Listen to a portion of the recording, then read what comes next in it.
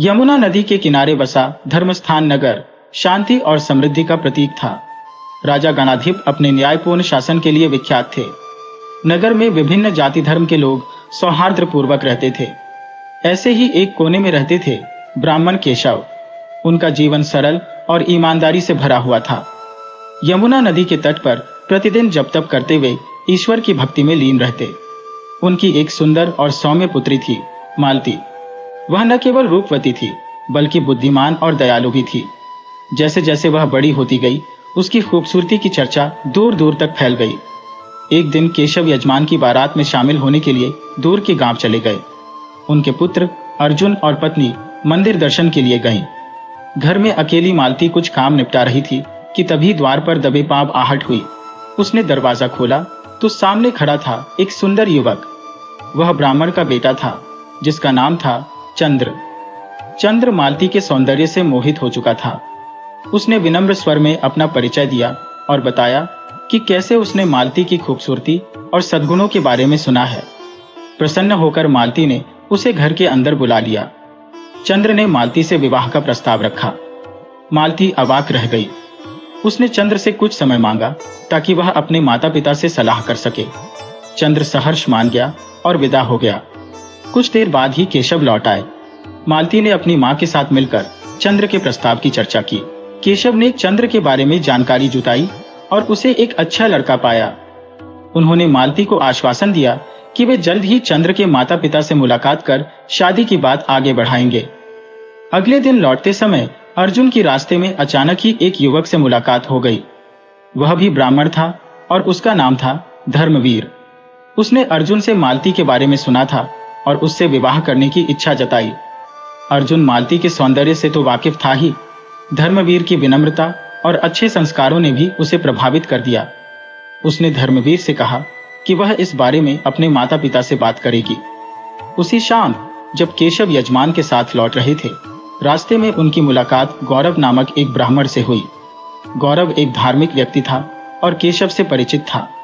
बातों बातों में गौरव ने केशव को अपने बेटे युधिष्ठिर के बारे में बताया। युधिष्ठिर विद्वान और सदाचारी युवक था। गौरव ने केशव से युधिष्ठिर और मालती का रिश्ता तय करने का प्रस्ताव रखा। केशव असमंजस में पड़ गए। तीनों लड़के अच्छे संस्कारों वाले और योग्य वर थे। उन्होंने रात भर सोचा और फैसला किया कि अगले दिन वह तीनों परिवारों से मुलाकात करेंगे और परिस्थिति के अनुसार फैसला लेंगे। अगले दिन सुबह केशव अपने फैसले के बारे में मालती और उसकी मां को बताने ही वाले थे कि तभी चंद्र, धर्मवीर और युधिष्ठिर एक साथ उनके घर आ धमके। मालती और उसकी मां अवाक रह गईं। तीनों लड़कों को देख केशव का सिर चकरा गया। उन्होंने किसी तरह लड़कों को शांत कराया और पूछा कि आखिर मामला क्या है। चंद्र ने बताया कि कैसे उसने कल मालती से विवाह का प्रस्ताव रखा था और वह सहमत हुई थी। धर्मवीर ने भी अपना पक्ष रखते हुए कहा कि मालती के भाई अर्जुन ने ही उसे मालती से मिलवाने का वादा किया था। युधिष्ठिर ने बताया कि उसके पिता गौरव ने कल केशव से मुलाकात की थी और उन दोनों ने मालती और उसके के रिश्ता तय करने का फैसला किया था। मालती ने बताया कि उसने चंद्र को सिर्फ कुछ समय मांगा था ताकि वह अपने माता पिता से बात कर सके। उसने धर्मवीर से तो मुलाकात भी नहीं की थी और अर्जुन ने उससे कोई वादा नहीं किया था। केशव ने भी गौरव से सिर्फ बातचीत की थी। कोई अंतिम फैसला नहीं हुआ था। घर में अजीब तनाव छा गया। तीनों लड़के मालती के सामने खड़े थे। हर एक अपने हक का दावा कर रहा था। वातावरण गर्म हो गया। केशव ने लड़कों को शांत रहने के लिए कहा और मालती की मां को स्थिति को संभालने के लिए बुलाया। मालती की मां बड़ी समझदार महिला थी। उन्होंने लड़कों को समझाया कि मालती के जीवन साथी का चुनाव इतनी जल्दबाजी में नहीं किया जा सकता। उन्होंने कहा कि उन्हें तीनों लड़कों को और अच्छे से जानने का समय चाहिए। साथ ही उन्होंने यह भी स्पष्ट किया कि मालती की सहमति किसी भी रिश्ते के लिए सबसे ज्यादा महत्वपूर्ण है। लड़के मालती की मां की बातों से सहमत हुए। उन्होंने माफी मांगी और अगले कुछ समय में दोबारा आने का वादा किया। वातावरण थोड़ा शांत हुआ। केशव ने मालती से पूछा कि वह इस पूरे मामले को लेकर क्या सोचती है। मालती ने कहा कि उसे तीनों लड़कों को जानने का और समय चाहिए। उसने यह भी स्वीकार किया कि उनकी अचानक उपस्थिति ने उसे थोड़ा भयभीत कर दिया है। केशव ने मालती को आश्वासन दिया कि वह इस बारे में जल्दबाजी नहीं करेंगे और तीनों लड़कों के बारे में पूरी जानकारी जुटाएंगे। उन्होंने लड़कों के माता पिता से भी मुलाकात करने का फैसला किया ताकि उन्हें पूरी स्थिति से अवगत करा सकें। कुछ दिन बीत गए। केशव ने तीनों लड़कों के माता पिता से मुलाकात की और उन्हें मालती से हुए वादों के बारे में बताया। तीनों परिवार मालती की खूबसूरती और सद्गुणों से प्रभावित थे और किसी भी परिस्थिति में रिश्ते को स्वीकार करने के लिए तैयार थे। इस बीच मालती तीनों लड़कों को जानने की कोशिश कर रही थी। चंद्र अक्सर केशव के घर आता था और मालती से बातचीत करने का प्रयास करता था। धर्मवीर दूर से ही मालती की एक झलक पाने के लिए उनके घर के आसपास घूमता रहता था। युधिष्ठिर अधिकतर समय अध्ययन में व्यस्त रहता था, लेकिन कभी कभी वह भी केशव के घर आकर उनसे धार्मिक ग्रंथों पर चर्चा करता था। मालती को समझ नहीं आ रहा था कि वह किस लड़के को चुने। चंद्र मृदुभाषी और सुंदर था, धर्मवीर विनम्र और दयालु था, वहीं युधिष्ठिर ज्ञानी और सदाचारी था। हर रात वह सोचती रहती थी कि आखिरकार वह किसके साथ अपना जीवन व्यतीत करना चाहती है। एक दिन केशव को दूर के गांव से यज्ञ कराने का निमंत्रण आया। उन्हें कई दिनों तक वहीं रहना था। विदाई के समय मालती को थोड़ी चिंता हुई। घर में सिर्फ उसकी मां रहती थी और वह अकेलेपन से घबराती थी। केशव ने उसे आश्वासन दिया कि वह जल्दी लौट आएंगे। उन्होंने अर्जुन को भी घर की देखभाल करने और मालती का ध्यान रखने की जिम्मेदारी सौंपी। कुछ दिन बाद अर्जुन एक मित्र के साथ पढ़ने के लिए बाहर चला गया। घर में सिर्फ मालती और उसकी मां रह गई। एक शाम अचानक मालती को सांप ने डस लिया। उसकी चीख सुनकर उसकी मां दौड़ कर आई। उन्होंने देखा कि मालती जमीन पर छटपटा रही है और उसके पैर पर सांप का काला निशान बना हुआ है। मालती की मां बुरी तरह घबरा गई। उन्होंने तुरंत गांव के वैद्य को बुलाया। वैद्य आए। उन्होंने मालती की जांच की और बताया कि सांप जहरीला था। उन्होंने जड़ी बूटियों से उसका इलाज किया, लेकिन मालती की हालत लगातार बिगड़ती जा रही थी। उस रात गांव में हाहाकार मचा था। मालती की मां ने हर संभव प्रयास किया। गांव के सभी लोगों से मदद मांगी, लेकिन कोई फायदा नहीं हुआ। सुबह होते होते मालती की सांसें थम गईं। दुख का पहाड़ टूट पड़ा। मालती की मां विलाप कर रही थी। गांव के सभी लोग शोक मना रहे थे। केशव और अर्जुन को खबर पहुंचाई गई। वे तुरंत गांव लौट आए। घर पहुंचकर बेटी का शव देखकर केशव व्याकुल हो गए।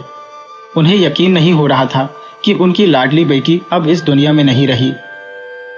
कुछ ही दिनों में पूरे गांव में शोक छाया हुआ था। मालती की अंत्येष्टि क्रिया कर दी गई।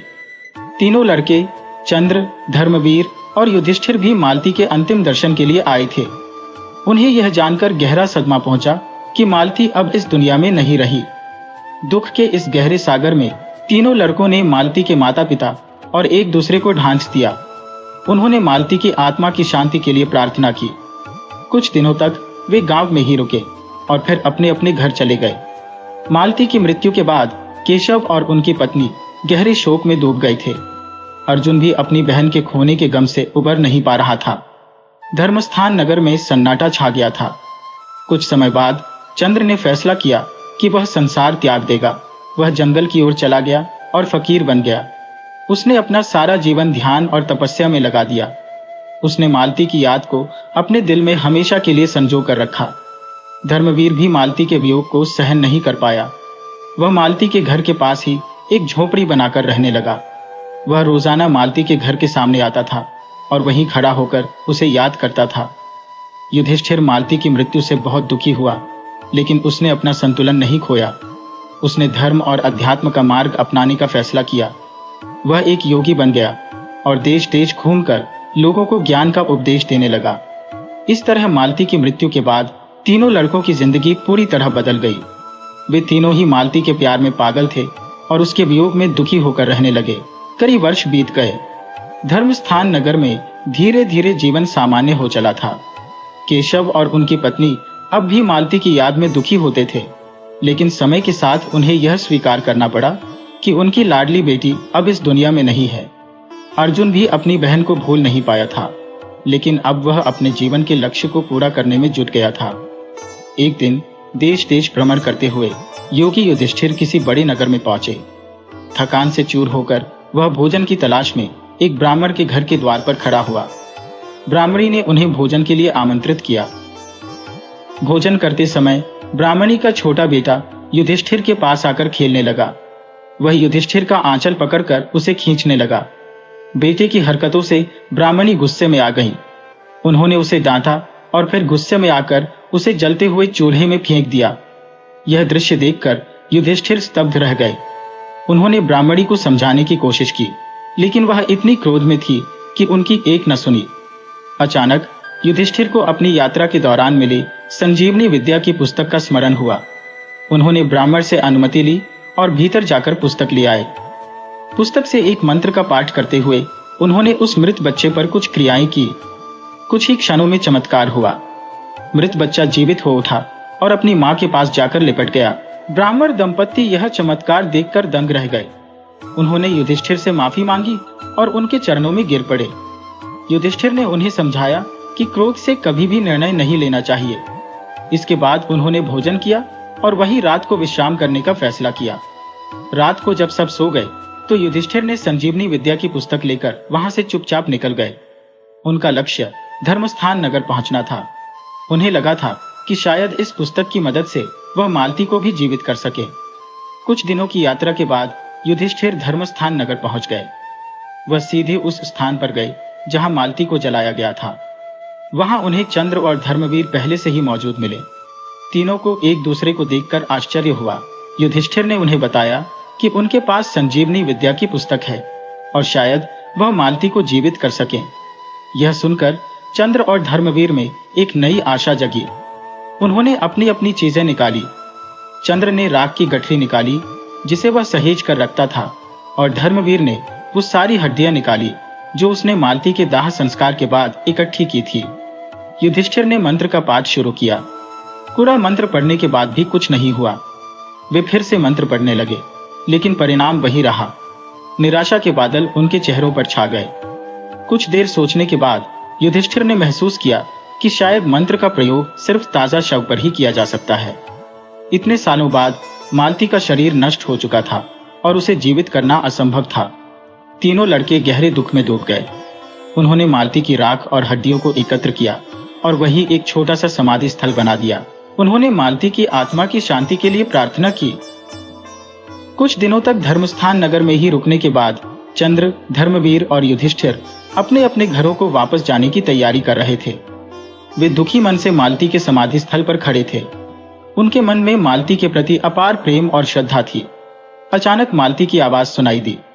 वे चौंक कर इधर उधर देखने लगे। आवाज फिर आई, मैं यही हूं। तीनों लड़के समाधि स्थल की ओर दौड़े। वहां उन्हें मालती जीवित नहीं मिली, लेकिन उन्हें महसूस हुआ कि मालती की आत्मा उनकी बातें सुन रही है। चंद्र ने कहा, मालती, तुम कहां हो? क्या तुम सच में हमारी बात सुन सकती हो? मालती की आवाज फिर आई, हां, मैं तुम्हारी बातें सुन सकती हूं। मैं तुम्हारे प्यार और समर्पण से बहुत प्रभावित हूं। तुम तीनों ही अच्छे इंसान हो। युधिष्ठिर ने पूछा, मालती, तुम हमें जीवित क्यों नहीं कर सकी? मालती ने जवाब दिया, युधिष्ठिर, संजीवनी विद्या का प्रयोग सिर्फ ताजा शव पर ही किया जा सकता है। इतने समय बाद मेरा शरीर नष्ट हो चुका था। धर्मवीर ने पूछा, तो अब क्या होगा? हम तुम्हारे बिना कैसे रह पाएंगे? मालती ने कहा, तुम तीनों ही मेरे लिए बहुत अच्छे हो, लेकिन मैं सिर्फ एक ही व्यक्ति के साथ रह सकती हूँ। यह फैसला करना मेरे लिए बहुत मुश्किल है। इसलिए मैंने सोचा है कि तुम तीनों एक परीक्षा देते हो। जो उस परीक्षा में सफल होगा उसी के साथ मैं रहूंगी। यह सुनकर तीनों लड़के उत्साहित हो गए। उन्होंने मालती से परीक्षा के बारे में पूछा। मालती ने कहा, परीक्षा कठिन नहीं होगी, लेकिन यह तुम्हारे गुणों और सद्गुणों को परखेगी। कुछ समय बाद मैं तुम्हें परीक्षा के बारे में विस्तार से बताऊंगी। अभी तुम्हें अपने अपने घरों को वापस जाना चाहिए। तीनों लड़के मालती की आज्ञा का पालन करने के लिए तैयार हो गए। उन्होंने मालती को विदा दी और फिर अपने अपने रास्तों पर चल पड़े। रास्ते में वे आपस में इस परीक्षा के बारे में सोचते रहे। वे मालती को खुश करने और परीक्षा में सफल होने के लिए हर संभव प्रयास करने का निश्चय कर चुके थे। कुछ महीने बीत गए। एक रात चंद्र, धर्मवीर और युधिष्ठिर सपने में मालती को देखते हैं। सपने में मालती उनसे कहती है कि उनकी परीक्षा 1 महीने बाद शुरू होगी। परीक्षा 3 चरणों में होगी और हर चरण में उन्हें अलग अलग चुनौतियों का सामना करना होगा। पहले चरण में उनकी दया, करुणा और परोपकार की भावना की परीक्षा ली जाएगी। दूसरे चरण में उनके ज्ञान, बुद्धि और विवेक की परीक्षा होगी। तीसरे और अंतिम चरण में उनकी निष्ठा, धैर्य और दृढ़ संकल्प की परीक्षा ली जाएगी। जागने के बाद तीनों लड़कों को एहसास हुआ कि यह कोई साधारण सपना नहीं था। यह मालती का दिया हुआ संकेत था। उन्होंने अगले 1 महीने की तैयारी शुरू कर दी। उन्होंने दान पुण्य किए, गरीबों की मदद की और धार्मिक ग्रंथों का अध्ययन किया। पहला चरण शुरू हुआ। एक दिन चंद्र जंगल से गुजर रहा था कि उसने देखा कि एक शिकारी जंगली जानवर का पीछा कर रहा है और उसे मारने की कोशिश कर रहा है। चंद्र को उस बेचारे जानवर पर दया आ गई। उसने शिकारी को रोकने की कोशिश की और उसे समझाया कि वह निर्दोष जानवर को क्यों मारना चाहता है। शिकारी क्रोधित हो गया और उसने चंद्र को धमकाया। चंद्र ने हिम्मत नहीं हारी। उसने शिकारी को धन देने का प्रस्ताव रखा और उसे जंगली जानवर को छोड़ने के लिए मना लिया। उसी समय धर्मवीर गांव के बाहर एक नदी के किनारे टहल रहा था। उसने देखा कि एक बूढ़ा व्यक्ति नदी में गिर गया है और बहता जा रहा है। वह तैरना नहीं जानता था, लेकिन मालती के प्रति अपने प्रेम और समर्पण के कारण उसने बूढ़े आदमी को बचाने का फैसला किया। उसने अपने कपड़े उतारे और नदी में कूद पड़ा। काफी मशक्कत के बाद वह बूढ़े आदमी को किनारे तक ले आया। बूढ़ा आदमी धर्मवीर का आभारी हुआ और उसे अपना आशीर्वाद दिया। उधर युधिष्ठिर एक दूरस्थ गांव में ज्ञान का उपदेश दे रहा था। वहां के राजा को किसी कठिन समस्या का सामना करना पड़ रहा था। युधिष्ठिर ने अपने ज्ञान और बुद्धि का इस्तेमाल करके राजा को समस्या का समाधान सुझाया। राजा युधिष्ठिर से बहुत प्रभावित हुआ और उसे अपने राज्य में ही रहने का अनुरोध किया। पहला चरण शुरू हुआ। एक दिन चंद्र जंगल से गुजर रहा था कि उसने देखा कि एक शिकारी जंगली जानवर का पीछा कर रहा है और उसे मारने की कोशिश कर रहा है। दूसरा चरण शुरू हुआ। एक दिन चंद्र को एक ऐसे गांव में पहुंचाया गया जहां के लोग आपस में लड़ रहे थे। गांव का वातावरण अशांत था। चंद्र ने गांव के लोगों को इकट्ठा किया और उनकी समस्याओं को सुनने का प्रयास किया। उसने अपनी बुद्धि का इस्तेमाल करके लोगों के बीच समझौता करवाया और गांव में शांति स्थापित की। धर्मवीर को एक ऐसे महल में पहुंचाया गया जहां का राजा अहंकारी और क्रूर था। राजा ने धर्मवीर को अपने दरबार में बुलाया और उससे किसी जटिल प्रश्न का उत्तर देने के लिए कहा। धर्मवीर ने अपने ज्ञान और धर्म ग्रंथों के अध्ययन के बल पर राजा के प्रश्न का सटीक उत्तर दिया। राजा धर्मवीर की बुद्धि और विद्वत्ता से प्रभावित हुआ और उससे मित्रता करने का प्रस्ताव रखा। युधिष्ठिर को एक ऐसे जंगल में पहुंचाया गया जहां कई विद्वान और संत एकत्रित थे। उनके बीच शास्त्रार्थ चल रहा था। युधिष्ठिर ने शास्त्रार्थ में भाग लिया और अपने गहन ज्ञान से सभी विद्वानों को प्रभावित कर दिया। सभी विद्वानों ने युधिष्ठिर को एक महान गुरु के रूप में स्वीकार किया। दूसरा चरण भी पूरा हो गया। तीनों लड़कों को लगा कि उन्होंने इस चरण में भी अच्छा प्रदर्शन किया है। कुछ दिनों बाद उन्हें मालती फिर से सपने में दिखाई दी। उसने उनकी प्रशंसा की और बताया कि वे दूसरे चरण में भी सफल हुए हैं। अब उन्हें अंतिम और सबसे कठिन परीक्षा का सामना करना था। तीसरा और अंतिम चरण सबसे कठिन था। मालती ने सपने में तीनों लड़कों को बताया कि उन्हें एक निर्जन पर्वत पर जाना होगा और वहां कठोर तपस्या करनी होगी। जो सबसे अधिक धैर्य और दृढ़ संकल्प दिखाएगा वही परीक्षा में सफल होगा। चंद्र, धर्मवीर और युधिष्ठिर बिना किसी देरी के निर्जन पर्वत पर जाने के लिए तैयार हो गए। वे अपने अपने सामान समेटकर निकल पड़े। यात्रा कठिन थी। रास्ते में उन्हें कई तरह की चुनौतियों का सामना करना पड़ा। जंगली जानवरों का भय, भूख प्यास की पीड़ा और कठिन मौसम की परेशानी सहते हुए वे धीरे धीरे पर्वत की चोटी पर पहुंच गए। पर्वत की चोटी पर एक गुफा थी। तीनों लड़कों ने वहीं रहने का फैसला किया। उन्होंने ध्यान और तपस्या शुरू कर दी। दिन रात वे ईश्वर की भक्ति में लीन रहते। भोजन के लिए वे जंगली फल खाते और पहाड़ से बहते झरने का पानी पीते। कुछ दिनों के बाद एक रात चंद्र को एक परीक्षा का सामना करना पड़ा। एक खूबसूरत अप्सरा उसके सामने प्रकट हुई और उसे मोहजाल में फंसाने का प्रयास करने लगी। चंद्र मालती के प्रति अपने प्रेम को याद रखते हुए उस अप्सरा के मोह में नहीं फंसा। उसने दृढ़ता से उसका विरोध किया और ईश्वर की भक्ति में लीन हो गया। अप्सरा हार मानकर अंतर्धान हो गई। कुछ समय बाद धर्मवीर को भी एक परीक्षा का सामना करना पड़ा। एक भयंकर डाकू उसके पास आया और उसे गुफा में छिपे हुए धन के बारे में धमकाने लगा।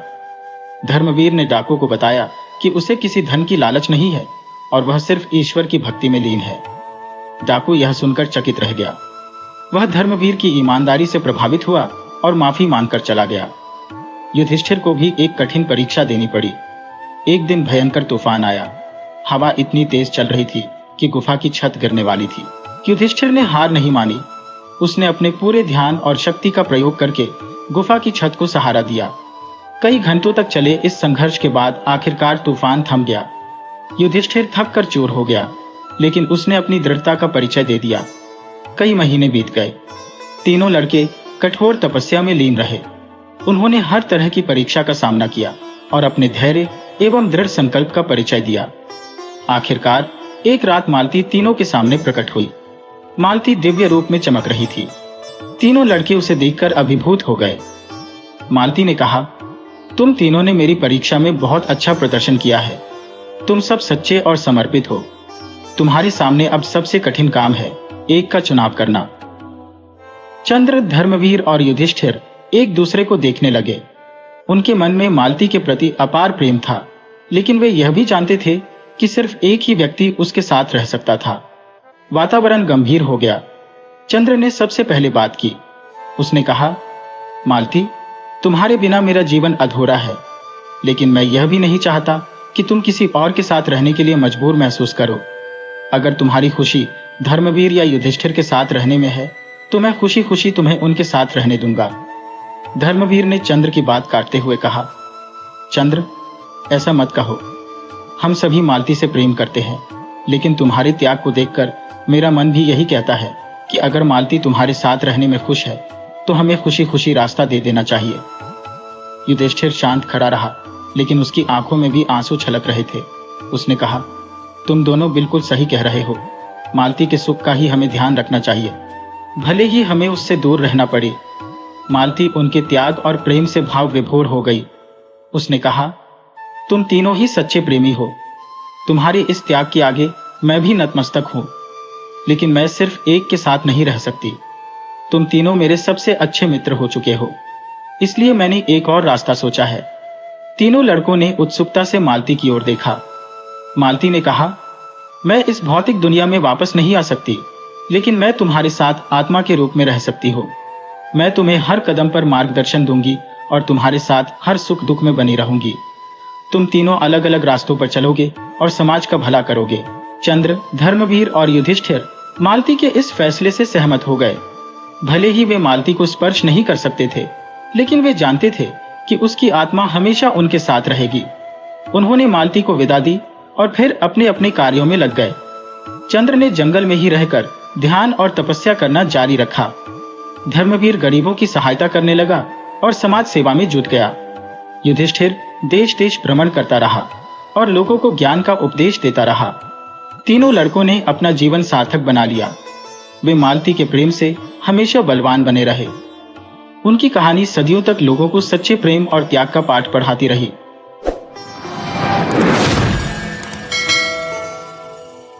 भारत के सुदूर गांव चंपापुर में धान के लहराते खेतों के बीच रहती थी माला। गहरे काले बालों की छोटी और चमकती आंखों वाली यह 12 साल की लड़की गांव की सबसे चतुर मानी जाती थी। माला का परिवार, माता पिता और छोटा भाई राहुल किसान थे। हर साल उनकी मेहनत से खेत लहलहाते, लेकिन फसल कटने के बाद जो बचता वह लालची जमींदार ठाकुर रणवीर सिंह की झोली में चला जाता। ठाकुर रणवीर सिंह गांव वालों के लिए एक काला साया था। वह निर्धारित कर से दोगुना वसूलता, उपज का एक बड़ा हिस्सा हथिया लेता और कभी कभी तो किसानों की जमीनें भी छीन लेता। गांव वाले डर के मारे आवाज नहीं उठा पाते थे। एक शाम खेत से लौटते हुए माला ने देखा ठाकुर के गुर्गे उसके पिताजी से जबरदस्ती कर रहे थे। फसल कम होने के कारण पिताजी निर्धारित कर नहीं चुका पाए थे। गुर्गे उन्हें पिटने ही वाले थे कि माला दौड़कर बीच में आ गई। उसने गुर्गों को तर्क से समझाने की कोशिश की। हम खेतों में दिन रात मेहनत करते हैं, फिर भी ठाकुर साहब इतना कर क्यों वसूलते हैं? इस बार बारिश कम हुई तो फसल भी कम हुई। हमें थोड़ा और समय दीजिए, जैसे ही बेचेंगे कर चुका देंगे। गुर्गे माला की बातों से प्रभावित न हुए। वे उसे धमकाने लगे, पर माला नहीं झुकी। उसने उन्हें गांव के बुजुर्गों को बुलाने की बात कही। गुर्गों को लगा शायद बुजुर्ग कुछ हल निकाल लें, इसलिए वे माने गए। गांव के बुजुर्ग इकट्ठे हुए और माला ने उन्हें पूरी बात बताई। गांव वालों का गुस्सा उबाल मारने लगा। बुजुर्गों में से एक दादा रामगोपाल बोले, ठाकुर की ज्यादती अब बर्दाश्त से बाहर हो गई है, हमें कुछ करना होगा। वह रात चंपापुर में चर्चाओं की रात थी। माला ने बड़े ध्यान से सबकी बातें सुनी। गांव वाले हताश थे, वे ठाकुर से लड़ने से डरते थे, मगर माला के दिमाग में एक चिंगारी जल चुकी थी। ठाकुर को उसके ही खेल में हराना होगा। सोचते सोचते उसे एक तरकीब सूझी। सुबह होते ही माला अपने सबसे अच्छे दोस्त शंकर के पास गई। शंकर भी माला की तरह ही तेज लड़का था। माला ने उसे पूरी योजना बताई। शंकर को यह योजना पसंद आई और उसने गांव के कुछ और होनहार लड़कों को भी इसमें शामिल कर लिया। माला और उसके दोस्तों ने गांव के बाहर जंगल में मिलना शुरू किया। वहां उन्होंने अपनी योजना को और मजबूत बनाया। योजना के अनुसार उन्हें सबसे पहले गांव के बाहर पुराने किले के खंडहरों तक एक गुप्त रास्ता बनाना था। पुराना किला गांव से कुछ दूर था और यह माना जाता था कि वहां भूत प्रेत रहते हैं। गांव वाले उस तरफ जाते ही नहीं थे। एक हफ्ते की मेहनत के बाद गुप्त रास्ता बनकर तैयार हो गया। इसके बाद माला ने गांव वालों को इकट्ठा किया। उसने कहा, मुझे पता चला है कि पुराने किले में सोना छुपा है। गांव वाले चौंक गए। कुछ को लगा माला मजाक कर रही है, लेकिन कुछ को लालच आ गया। ठाकुर की ज्यादतियों से तंग आ चुके थे। सोने का लालच उनके लिए एक उम्मीद की किरण बन गया। माला ने उनकी उत्सुकता को और बढ़ाया। मैंने कुछ पुरानी किताबों में पढ़ा है कि किले में एक राजा का खजाना छुपा है। रात में अगर हम वहां जाएं तो शायद हमें कुछ मिल सके। गांव वालों में से कुछ ने माला की बातों पर विश्वास नहीं किया, पर कईयों के दिलों में लालच की आग जल उठी। उन्होंने माला से पूछा, लेकिन किला तो बुतहा है, वहां जाने में खतरा है। माला मुस्कुराई। भूत प्रेत की बातें सिर्फ डराने के लिए है। अगर आप वाकई में सोना चाहते हैं तो मेरे साथ आना होगा। मैं रास्ता जानती हूँ। उस रात चांद की रोशनी में कई गांव वाले माला के पीछे पीछे गुप्त रास्ते से किले की तरफ चल पड़े। माला और उसके दोस्तों ने पहले से ही किले के खंडहरों में कुछ नाटकीय चीजें तैयार कर रखी थी। टूटी हुई जमीन पर हड्डियां बिखेर दी थी, दीवारों पर अजीबोगरीब निशान बनाए थे और कुछ पुराने कपड़े हवा में लटका दिए थे। गांव वाले किले के अंदर दाखिल होते ही डर से कांपने लगे। हर आहट में उन्हें भूत प्रेत का साया नजर आने लगा। अचानक एक तेज आवाज गूंजी। शंकर ने एक छेद के पीछे से डरावनी सी आवाज निकाली, कौन आया है मेरे महल में? गांव वाले चीखते हुए पीछे हटने लगे। माला ने उन्हें रोका। डरिए मत, ये भूत नहीं है, ये तो किले का रक्षक है। शायद वह हमें सोना देने में मदद करेगा। माला ने शंकर से बातचीत शुरू की। उसने कहा, हम गरीब किसान हैं, जमींदार की ज्यादतियों से तंग आ चुके हैं। हमें सुना है कि इस किले में राजा का खजाना छुपा है। अगर आप हमें थोड़ा सा सोना दे दें तो हम जमींदार को सबक सिखा सकते हैं। शंकर ने नाटकीय अंदाज में जवाब दिया, मैं तुम्हारी ईमानदारी से खुश हुआ, लेकिन खजाना पाना इतना आसान नहीं है। तुम्हें एक परीक्षा पास करनी होगी। माला ने सहमति जताई। शंकर ने उन्हें कई तरह की मुश्किलें दी। कभी उन्हें अंधेरे में रास्ता ढूंढने को कहा, कभी डरावनी आवाजें निकालकर उन्हें डराने की कोशिश की। माला और उसके दोस्त पहले से ही तैयार थे, इसलिए उन्होंने सारी परीक्षाएं आसानी से पास कर ली। आखिर में शंकर, असल में शंकर ही था, ने एक लोहे का संदूक निकाला और उसका ढक्कन खोल दिया। संदूक के अंदर कुछ सोने के सिक्के चमक रहे थे। गांव वाले खुशी से झूम उठे। उन्हें यकीन हो गया था कि किले में वाकई में सोना है।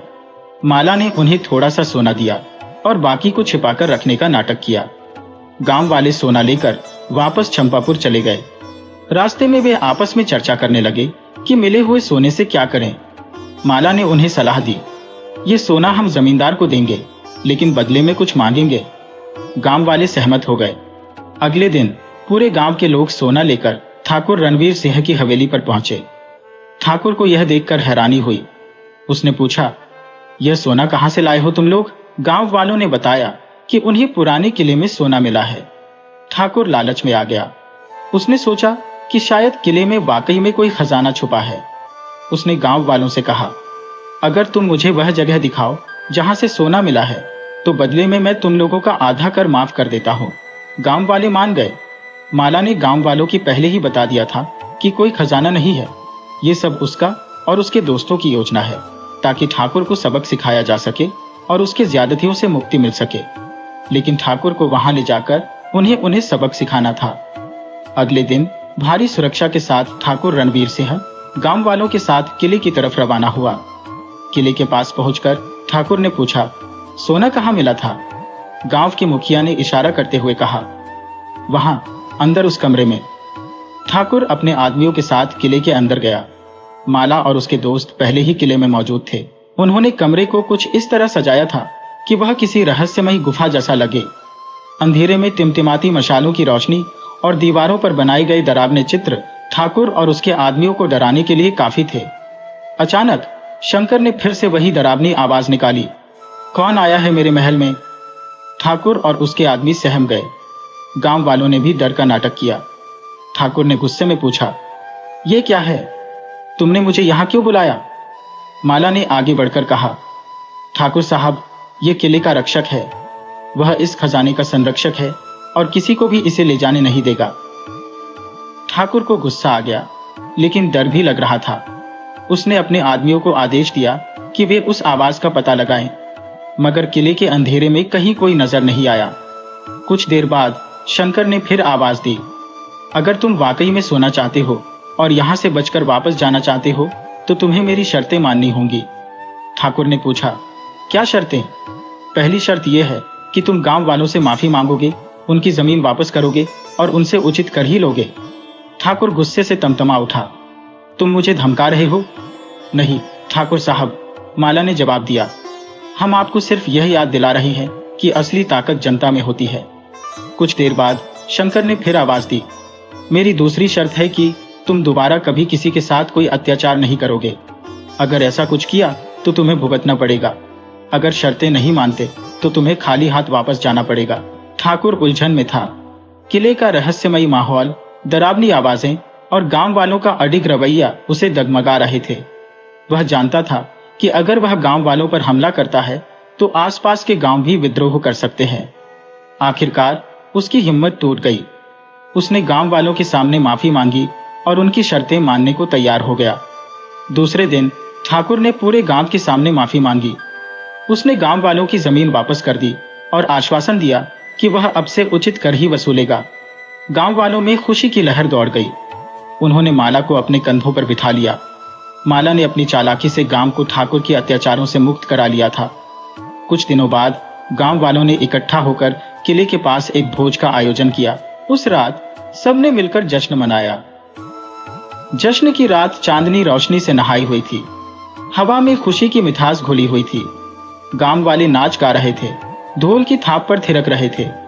माला, शंकर और उनके दोस्तों को गांव के हर व्यक्ति से सराहना मिल रही थी। हर कोई उनकी चतुराई और साहस की तारीफ कर रहा था। बुजुर्ग दादा रामगोपाल ने माला के पास आकर कहा, बेटी, तूने गांव का नाम रोशन कर दिया। तेरी बुद्धि और हिम्मत की बदौलत हम आज आजाद हैं। माला ने मुस्कुराते हुए कहा, दादाजी, ये सब अकेले मेरे कारण नहीं हुआ, ये हम सबकी जीत है। गांव वालों की एकता और हिम्मत के बिना ये मुमकिन नहीं था। शंकर ने बात को आगे बढ़ाया, हाँ, दादाजी सही कह रहे हैं। माला ने सिर्फ एक रास्ता दिखाया। हम सब ने मिलकर उस पर चलकर सफलता हासिल की। उस रात गांव वालों ने मिलकर फैसला किया कि गांव के बच्चों की शिक्षा पर ध्यान दिया जाए। ठाकुर के अत्याचारों के कारण गांव में स्कूल की हालत खस्ता थी। उन्होंने यह भी निश्चय किया कि गांव में खेती के नए तरीके अपनाए जाए ताकि उनकी फसल पैदावार बढ़े और उन्हें किसी जमींदार के आगे हाथ न फैलाना पड़े। कुछ महीनों बाद गांव की तस्वीर बदल चुकी थी। माला के पिताजी ने नई तकनीक से खेती शुरू की थी, जिससे उनकी फसल दोगुनी हो गई। गांव के अन्य किसानों ने भी माला के पिताजी से सीखकर नई तकनीक अपनाई। गांव में एक नया स्कूल भी बन गया, जहां माला और उसके दोस्त पढ़ते थे। एक दिन गांव में एक शिक्षिका आई। उन्होंने गांव वालों को बताया कि आसपास के कई गांव भी ठाकुर रणवीर सिंह के अत्याचारों से परेशान हैं। उन्होंने सुना है कि चंपापुर गांव ने ठाकुर को सबक सिखाया है। वे सीखना चाहती थी कि चंपापुर वालों ने ऐसा कैसे किया। गांव वालों ने खुशी खुशी उन्हें पूरी कहानी सुनाई। माला की चालाकी, शंकर और उसके दोस्तों की मदद और गांव वालों की एकता ने आसपास के गांव वालों को भी प्रेरित किया। उन्होंने भी चंपापुर वालों की तरह संगठित होकर अपने अपने गांवों में विद्रोह करने का फैसला किया। धीरे धीरे ठाकुर रणवीर सिंह का अत्याचार खत्म होता गया। आसपास के गांवों में भी खुशहाली लौट आई। माला चंपापुर ही नहीं बल्कि पूरे इलाके में एक प्रेरणा बन गई। उसकी कहानी हर किसी की जुबान पर थी। इस कहानी ने लोगों को यह सिखा दिया कि एकता और हिम्मत से कोई भी मुश्किल आसान हो सकती है।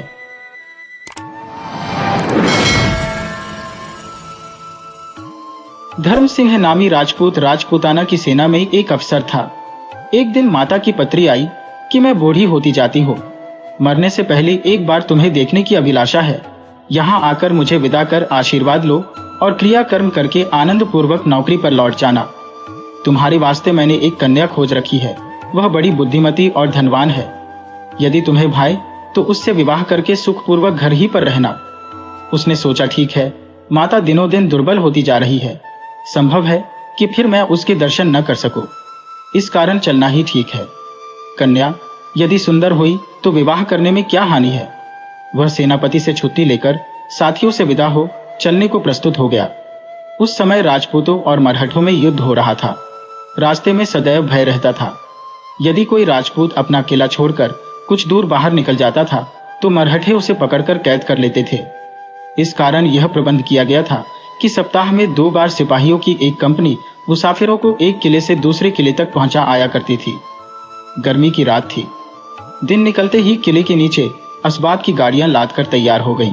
सिपाही बाहर आ गए और सबने सड़क की राह ली। धर्म सिंह घोड़े पर सवार हो आगे चल रहा था। 16 मील का सफर था। गाड़ियां धीरे धीरे चलती थी। कभी सिपाही ठहर जाते थे, कभी गाड़ी का पहिया निकल जाता था तो कभी कोई घोड़ा अड़ जाता था। दोपहर हो चुकी थी। रास्ता आधा भी नहीं कटा था। गरम रेत उड़ रही थी। धूप आग का काम कर रही थी। छाया कहीं नहीं थी। साफ मैदान था। सड़क पर न कोई वृक्ष न झाड़ी। धर्म सिंह आगे था और कभी कभी इस कारण ठहर जाता था कि गाड़ियां आकर मिल जाए। मन में विचारने लगा कि आगे क्यों ना चलूं। घोड़ा तेज है, यदि मरहठे धावा करेंगे तो घोड़ा दौड़ाकर निकल जाऊंगा। ये सोच ही रहा था कि चरण सिंह बंदूक हाथ में लिए उसके पास आया और बोला, आओ आगे चलें। इस समय बड़ी गर्मी है, भूख के मारे व्याकुल हो रहा हूं। सभी कपड़े पसीने में भीग रहे हैं। चरण सिंह भारी भरकम आदमी था। उसका मुंह लाल था। धर्म सिंह, तुम्हारी बंदूक भरी हुई है? चरण सिंह, हाँ भरी हुई है। धर्म सिंह, अच्छा चलो, पर बिछुड़ न जाना। यह दोनों चल दिए। बातें करते जाते थे पर ध्यान दाएं बाएं था। साफ मैदान होने के कारण दृष्टि चारों ओर जा सकती थी। आगे चलकर सड़क 2 पहाड़ियों के बीच से होकर निकलती थी। धर्म सिंह उस पहाड़ी पर चढ़कर चारों ओर देख लेना उचित है। ऐसा न हो कि अचानक मरहठे कहीं से आकर हमें पकड़ लें। चरण सिंह, अजी चले भी चलो। धर्म सिंह, नहीं, आप यहां ठहरिए, मैं जाकर देख आता हूं। धर्म सिंह ने घोड़ा पहाड़ी की ओर फेर दिया। घोड़ा शिकारी था, उसे पक्षी की भांति ले उड़ा। वह अब भी पहाड़ी की चोटी पर नहीं पहुंचा था कि 100 कदम आगे 30 मरहठे दिखाई पड़े। धर्म सिंह लौट पड़ा, परंतु मरहठों ने उसे देख लिया और बंदूकें संभालकर घोड़े दौड़ा उस पर लपके। धर्म सिंह बेतहाशा नीचे उतरा और चरण सिंह को पुकार कर कहने लगा, बंदूकें तैयार रखो, और घोड़े से बोला, प्यारे अब समय है, देखना ठोकर न खाना, नहीं तो झगड़ा समाप्त हो जाएगा। एक बार बंदूक ले लेने दे, फिर मैं किसी के बांधने का नहीं। उधर चरण सिंह मरहठों को देखकर घोड़े को चाबुक मार ऐसा भागा कि गर्दे में घोड़े की पूंछ ही पूंछ दिखाई दी और कुछ नहीं। धर्म सिंह ने देखा कि बचने की आशा नहीं है, खाली तलवार से क्या बनेगा। वह किले की ओर भाग निकला, परंतु 6 मरहठे उस पर टूट पड़े। धर्म सिंह का घोड़ा तेज था, पर उनके घोड़े उससे भी तेज थे। तिस पर यह बात हुई कि वे सामने से आ रहे थे। धर्म सिंह चाहता था कि घोड़े की बाग मोड़कर उसे दूसरे रास्ते पर डाल दे, परंतु घोड़ा इतना तेज जा रहा था कि रुक नहीं सका। सीधा मरहठों से जा टकराया। सजे घोड़े पर सवार बंदूक उठाए लाल दाढ़ी वाला एक मरहठा दांत निकालता हुआ उसकी ओर लपका। धर्म सिंह ने कहा कि मैं इन दुष्टों को भली भांति जानता हूं। यदि वे मुझे जीता पकड़ लेंगे तो किसी कंदरा में फेंककर कोड़े मारा करेंगे, इसलिए या तो आगे निकलो, नहीं तो तलवार से 1-2 को ढेर कर दो। मरना अच्छा है, कैद होना ठीक नहीं। धर्म सिंह और मरहठों में 10 हाथ का ही अंतर रह गया था कि पीछे से गोली चली। धर्म सिंह का घोड़ा घायल होकर गिरा और वह भी उसके साथ ही धरती पर आ रहा। धर्म सिंह उतना चाहता था कि 2 मरहठे आकर उसकी मुस्कें कसने लगे। धर्म सिंह ने धक्का देकर उन्हें दूर गिरा दिया, परंतु दूसरों ने आकर बंदूक के कुंदों से उसे मारना शुरू किया और वह घायल होकर फिर पृथ्वी पर गिर पड़ा। मरहठों ने उसकी मुस्कें कस ली, कपड़े फाड़ दिए, रुपया पैसा सब छीन लिया। धर्म सिंह ने देखा कि घोड़ा जहां गिरा था वहीं पड़ा है। एक मरहठी ने पास जाकर जीन उतारनी चाहिए। घोड़े के सिर में एक छेद हो गया था, उसमें से काला रक्त बह रहा था। 2 हाथ इधर उधर की धरती कीचड़ हो गई थी। घोड़ा चित्त पड़ा हवा में पैर पटक रहा था। मरहठी ने गले पर तलवार फेंक दी। घोड़ा मर गया। उसने जीन उतार ली।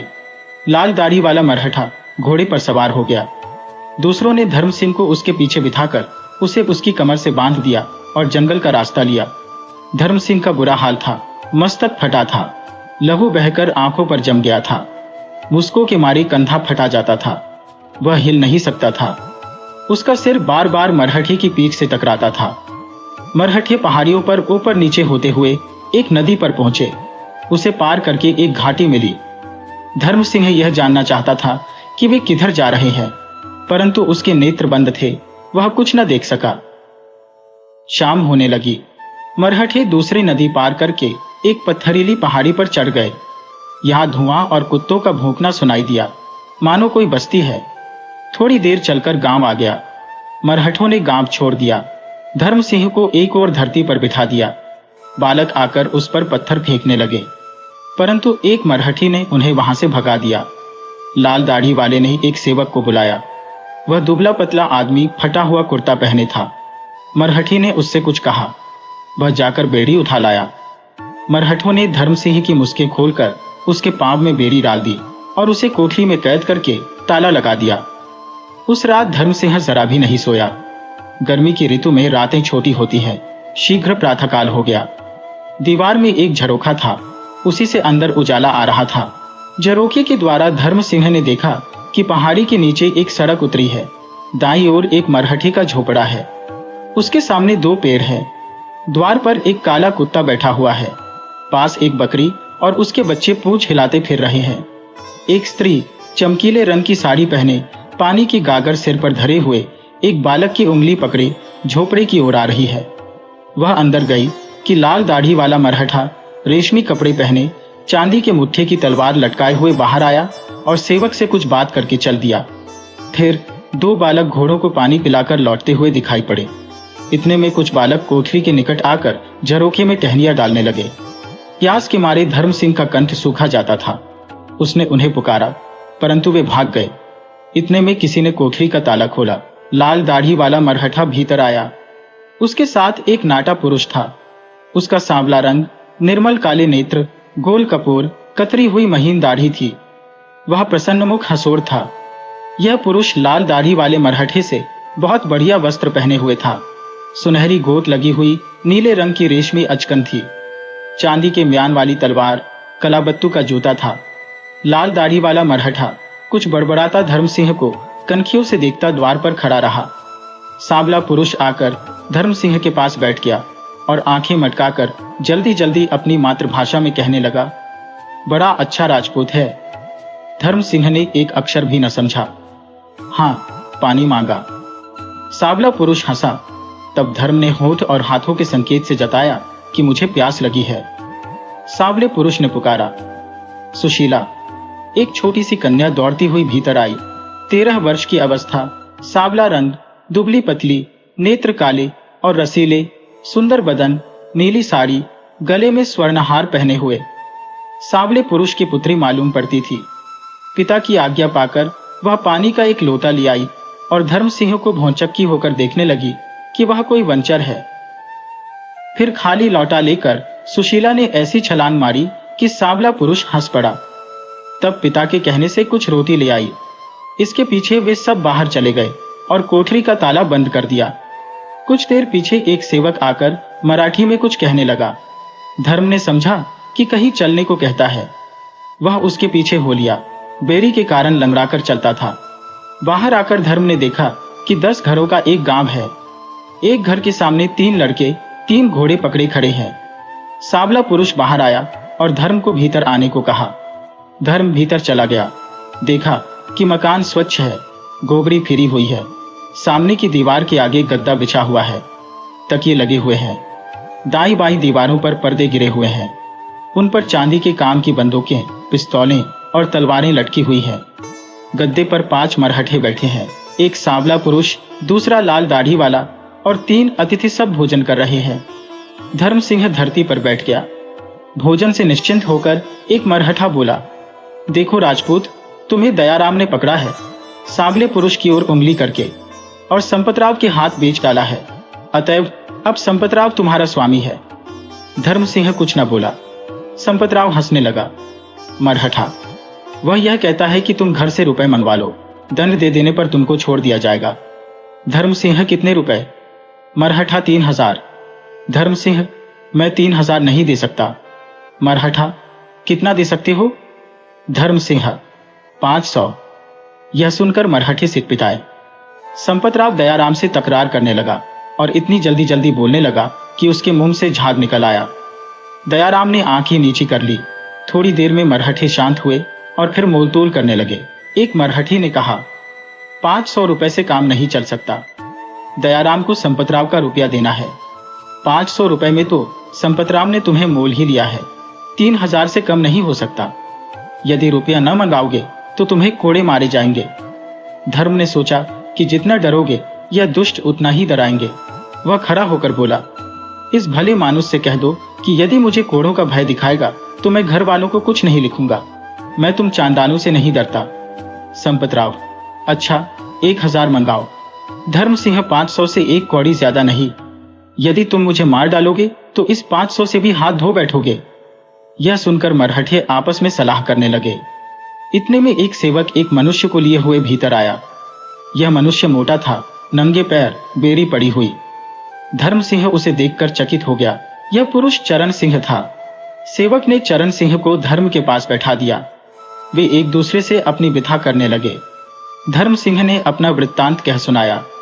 चरण सिंह बोला, मेरा घोड़ा अड़ गया, बंदूक रंजक चाट गई और संपतराव ने मुझे पकड़ लिया। संपतराव, फिर अब तुम दोनों एक ही स्वामी के वश में हो। जो पहले रुपया दे देगा वही छोड़ दिया जाएगा। धर्म सिंह की ओर देखकर, देखा तुम कैसे क्रोधी हो और तुम्हारा साथी कैसा सुशील है। उसने 5000 रुपए भेजने को घर लिख दिया है। इस कारण उसका पालन पोषण भली भांति किया जाएगा। धर्म सिंह मेरा साथी जो चाहे सो करे, वह धनवान है और मैं तो 500 रुपए से अधिक नहीं दे सकता। चाहे मारो चाहे छोड़ो। मरहठे चुप हो गए। संपतराव झट से कलमदान उठा लाया। कागज कलम दवात निकालकर धर्म की पीठ ठोक उसे लिखने को कहा। वह 500 रुपए लेने पर राजी हो गया था। धर्म सिंह, जरा ठहरो। देखो, हमारा पालन पोषण भली भांति करना, हमें एक साथ रखना, जिससे हमारा समय अच्छी तरह कट जाए।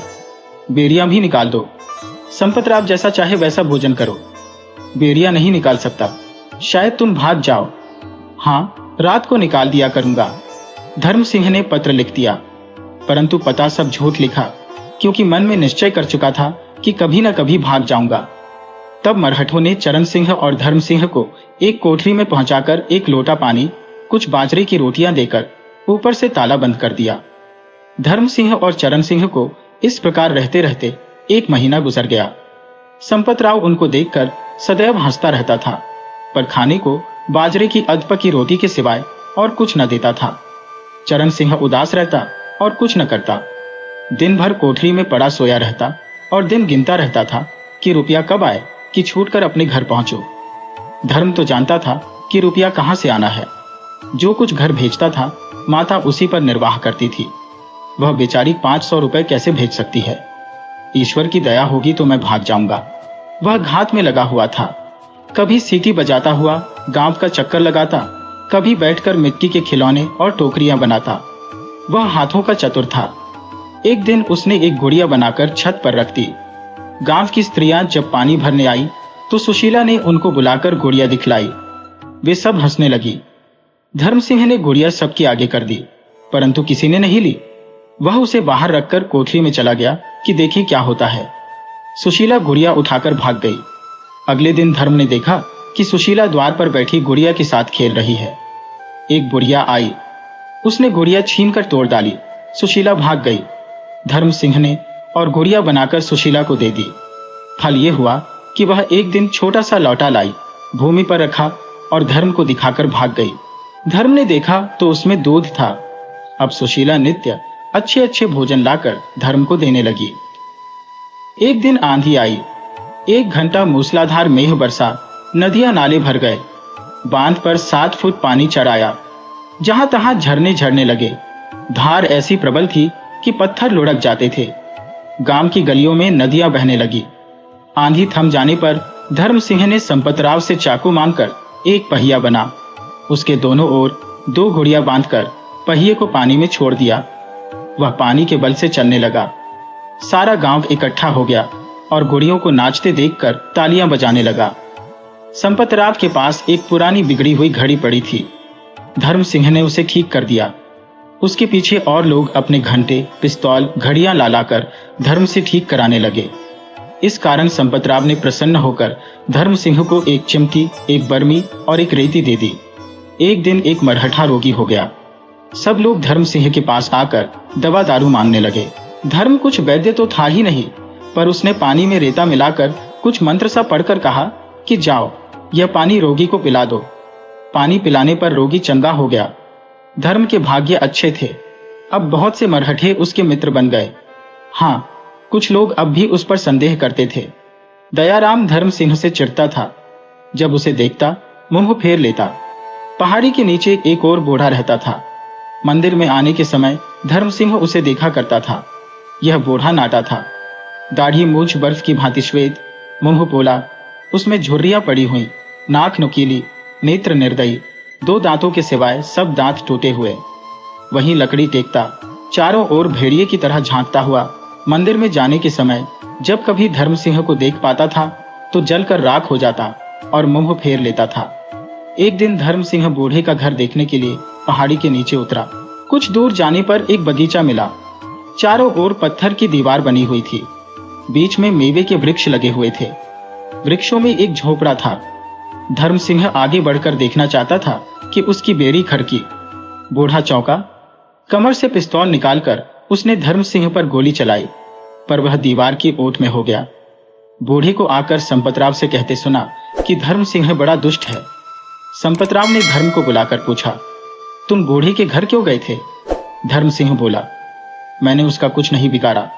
मैं केवल यह देखने लगा था कि वह बूढ़ा कहाँ रहता है। संपत ने बूढ़े को शांत करने का बहुत यत्न किया, पर वह बड़बड़ाता ही रहा। धर्म सिंह केवल इतना ही समझ सका कि बूढ़ा यह कह रहा है कि राजपूतों का गांव में रहना अच्छा नहीं, उन्हें मार देना चाहिए। बूढ़ा चल दिया तो धर्म सिंह ने संपतराव से पूछा कि बूढ़ा कौन है? संपतराव, यह बड़ा आदमी है, इसने बहुत राजपूत मारे हैं।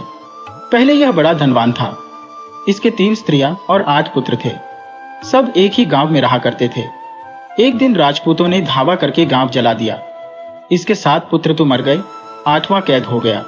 यह बूढ़ा राजपूतों के पास जाकर और उनके संग रहकर अपने पुत्र की खोज लगाने लगा। अंत में उसे पाकर अपने हाथ से उसका वध करके भाग आया। फिर विरक्त होकर तीर्थ यात्रा को चला गया। अब यह पहाड़ी के नीचे रहता है। यह बूढ़ा कहता था कि तुम्हें मार डालना उचित है, परंतु मैं तुमको मार नहीं सकता। फिर रुपया कहां से मिलेगा? इसके सिवाय मैं तुम्हें यहां से जाने भी न दूंगा।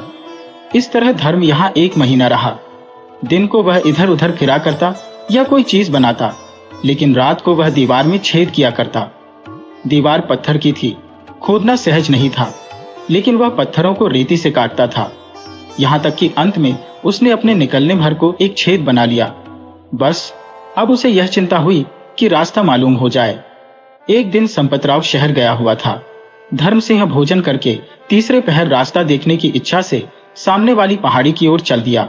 संपतराव बाहर जाते समय अपने पुत्र से सदैव कह जाया करता था कि धर्म सिंह को आंखों से परे न होने देना।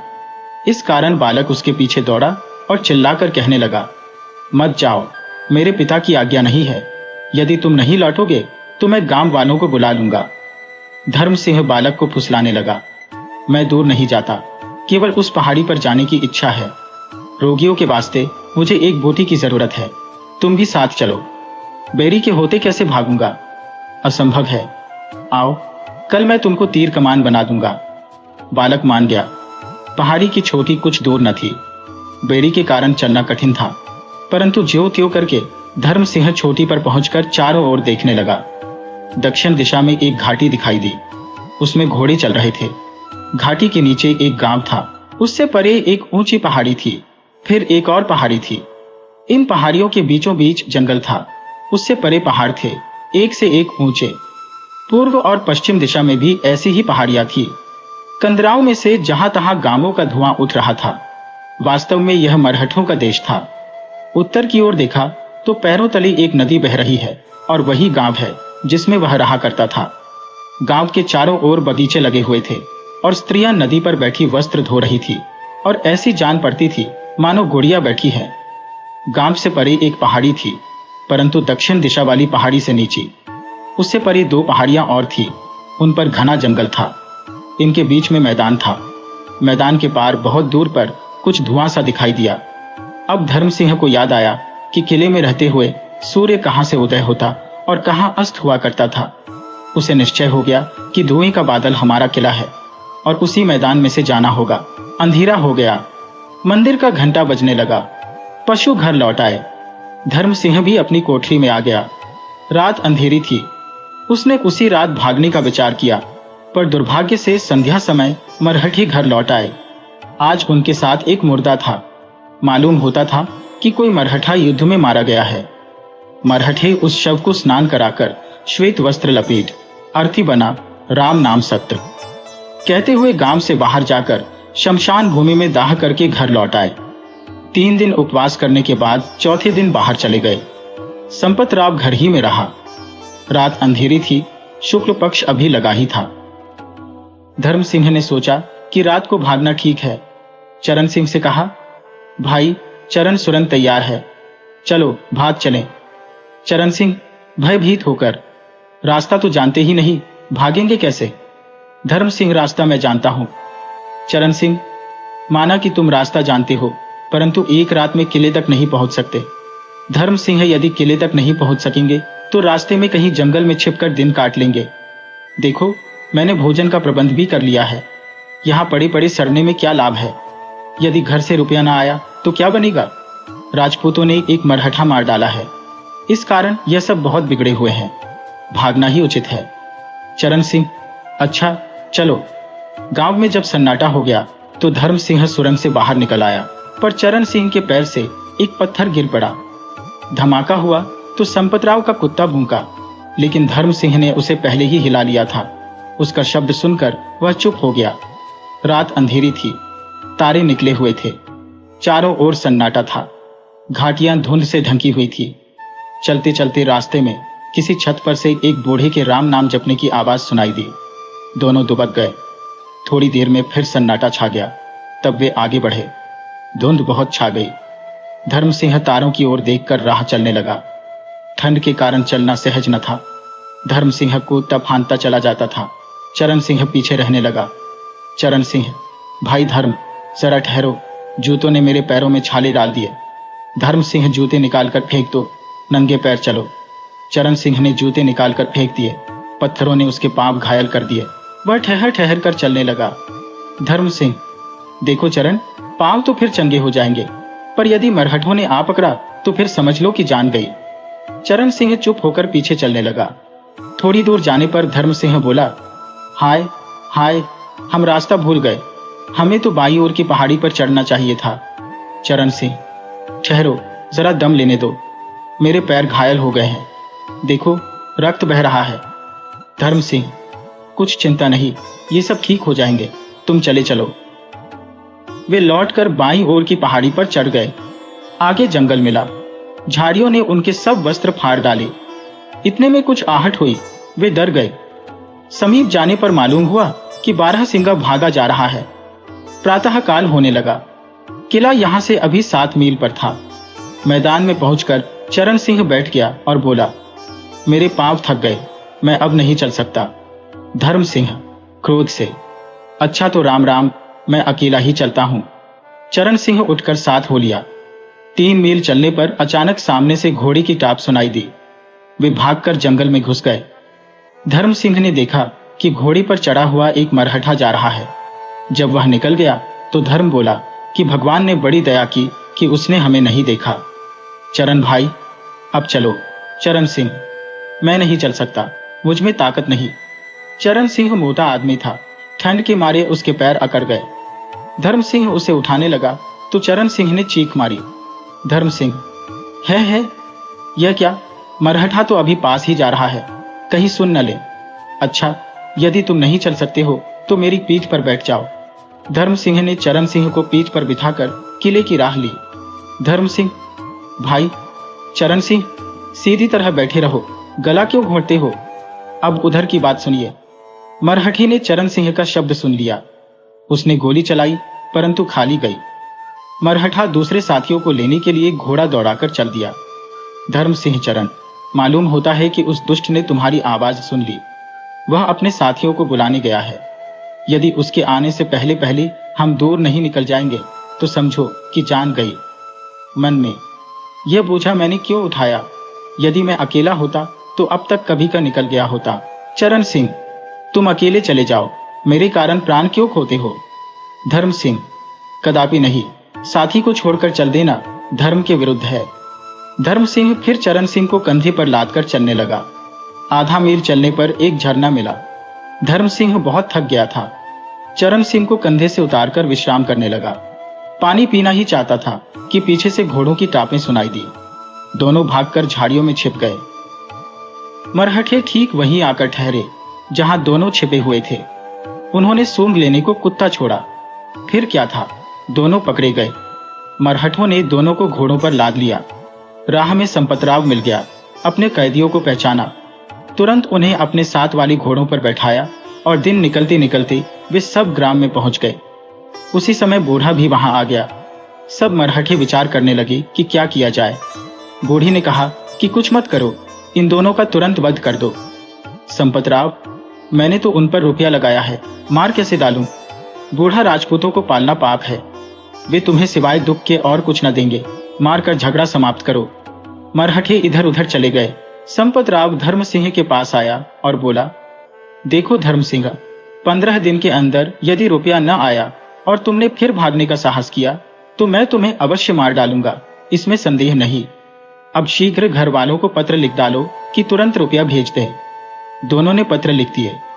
फिर वे पहले की भांति कैद कर दिए गए, परंतु कोठरी में नहीं, अब की बार 6 हाथ चौड़े गड्ढे में बंद किए गए। अब उन्हें अत्यंत कष्ट दिया जाने लगा। न बाहर जा पाते थे, न बेरिया निकाली जाती थी।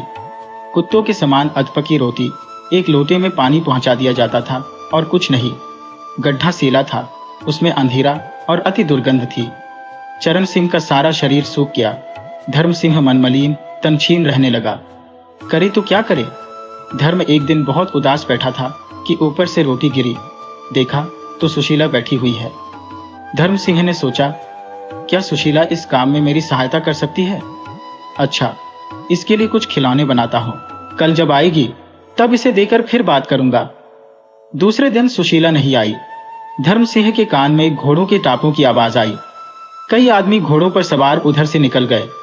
वे सब बातें करते जाते थे। धर्म सिंह को और तो कुछ न समझ में आया।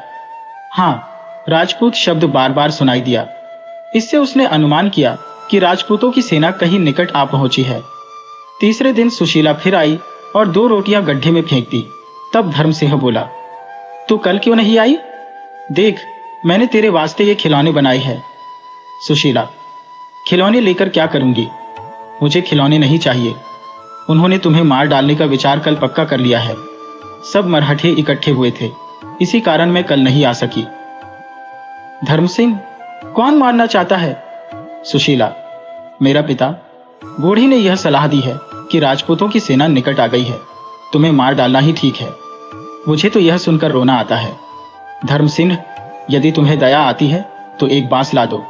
सुशीला, यह नहीं हो सकता। धर्म सिंह, सुशीला, दया कर, मैं हाथ जोड़कर कहता हूं कि एक बांस ला दो। सुशीला, बांस कैसे लाऊं? वे सब घर पर बैठे हैं, देखे लेंगे। यह कहकर वह चली गई। सूर्य अस्त हो गया, तारे चमकने लगे। चांद अभी नहीं निकला था। मंदिर का घंटा बजा, बस फिर सन्नाटा हो गया। धर्म सिंह इस विचार में बैठा था कि सुशीला बांस लाएगी अथवा नहीं। अचानक ऊपर से मिट्टी गिरने लगी। देखा तो सामने की दीवार में बांस लटक रहा है। धर्म सिंह बहुत प्रसन्न हुआ। उसने बांस को नीचे खींच लिया। बाहर आकाश में तारे चमक रहे थे। गड्ढे के किनारे पर मुंह रखकर धीरे से सुशीला ने कहा, धर्म सिंह, सिवाय 2 के और सब बाहर चले गए हैं। धर्म सिंह ने चरण सिंह से कहा, भाई चरण, आओ एक बार फिर यत्न कर देखे, हिम्मत ना हारो, चलो मैं तुम्हारी सहायता करने को तैयार हूं। चरण सिंह, मुझ में तो करवट लेने की शक्ति नहीं, चलना तो एक और रहा, मैं नहीं भाग सकता। धर्म सिंह, अच्छा राम राम, परंतु मुझे निर्दयी मत समझना। धर्म सिंह चरण सिंह से गले मिला। बांस का एक सिरा सुशीला ने पकड़ा, दूसरा सिरा धर्म सिंह ने। इस भांति वह बाहर निकल आया। धर्म सिंह, सुशीला, तुम्हें भगवान कुशल से रखें, मैं जन्म भर तुम्हारा जस गाऊंगा। अच्छा, जीती रहो, मुझे भूल मत जाना। धर्म सिंह ने थोड़ी दूर जाकर पत्थरों से बेड़ी तोड़ने का बहुत ही यत्न किया, पर वह न टूटी। वह उसे हाथ में उठाकर चलने लगा। वह चाहता था कि चंद्रमा उदय होने से पहले जंगल में पहुंच जाए, परंतु पहुंच न सका। चंद्रमा निकल आया, चारों ओर उजाला हो गया, पर सौभाग्य से जंगल में पहुंचने तक राह में कोई न मिला। धर्म सिंह फिर बेड़ी तोड़ने लगा, पर सारा यत्न निष्फल हुआ। वह थक गया, हाथ पांव घायल हो गए। विचारने लगा, अब क्या करूं? बस चलो, ठहरने का काम नहीं। यदि एक बार बैठ गया तो फिर उठना कठिन हो जाएगा। माना कि प्रातःकाल से पहले किले में नहीं पहुंच सकता, न सही, दिन भर जंगल में काट दूंगा, रात आने पर फिर चल दूंगा। सहसा पास से 2 मरहठे निकले। वह झट झाड़ी में छिप गया। चांद फीका पड़ गया, सवेरा होने लगा। जंगल पीछे छूट गया, साफ मैदान आ गया। किला दिखाई देने लगा। बाईं ओर देखने पर मालूम हुआ कि थोड़ी दूर पर कुछ राजपूत सिपाही खड़े हैं। धर्म सिंह मग्न हो गया और बोला, अब क्या है? परंतु ऐसा ना हो कि मरहठे पीछे से आ पकड़े, मैं सिपाहियों तक न पहुंच सकूं। इस कारण जितना भागा जाए भागो। इतने में बाईं ओर 200 कदम की दूरी पर कुछ मरहठे दिखाई दिए। धर्म निराश हो गया, चिल्ला उठा, भाइयों दौड़ो दौड़ो, मुझे बचाओ बचाओ। राजपूत सिपाहियों ने धर्म सिंह की पुकार सुन ली। मरहठे समीप थे, सिपाही दूर थे। वे दौड़े।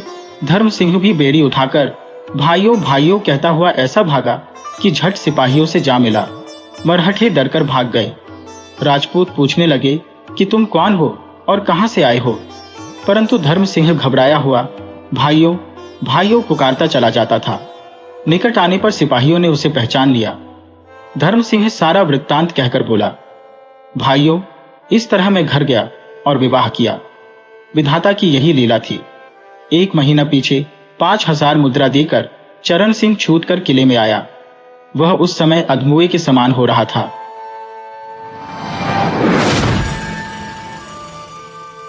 वीडियो अच्छी लगे हो तो इसे लाइक करें और ऐसे ही मजेदार कहानियों के लिए चैनल को सब्सक्राइब करें और बेल आइकन दबाएं। ज़्यादा से ज़्यादा अपने दोस्तों को शेयर करें। धन्यवाद।